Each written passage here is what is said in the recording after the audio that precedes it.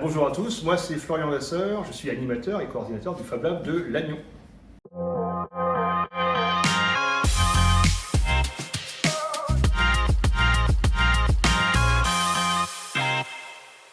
Alors le Fab Lab, c'est donc Fabrication Laboratory, en bon anglais, c'est un laboratoire de fabrication, un atelier partagé, où l'idée c'est qu'on mette à dispo pour les personnes des machines de création numérique, mais pas que, des outils, des composants, plein de machines, du bordel, pas mal de bordel.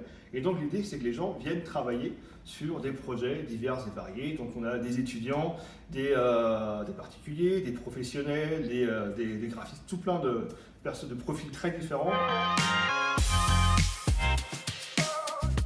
Alors, au Fab Lab, du coup, on a une grande variété de machines. Ça peut aller de l'impression 3D pour travailler les choses plastiques, à la découpeuse laser pour travailler, couper, graver le bois, le cuir, le contreplaqué, l'ardoise.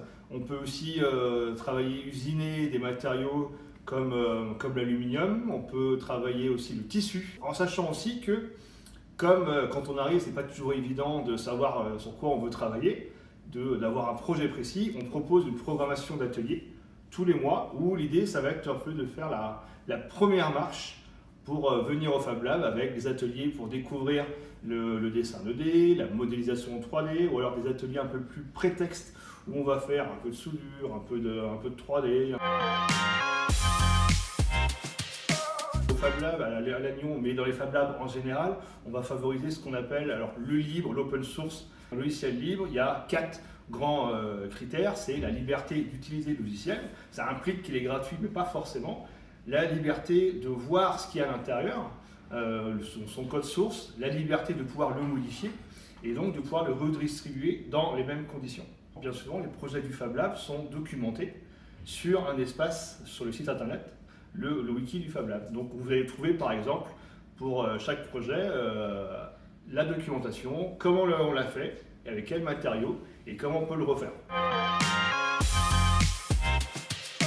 Alors ouais, effectivement, on est un peu dans cette culture de l'éducation populaire, l'apprentissage par le faire, par la découverte. On travaille beaucoup historiquement avec par exemple des partenaires comme la mission locale, le Greta, les Habitat Jeunes à Lannion, à Guingamp, et de plus en plus en fait on est amené à aller à l'extérieur, à aller animer chez des partenaires. On vous accueille avec plaisir, l'atelier est ouvert, que vous ayez un projet, pas de projet, que vous veniez juste vous balader ou alors participer à une animation, n'hésitez pas.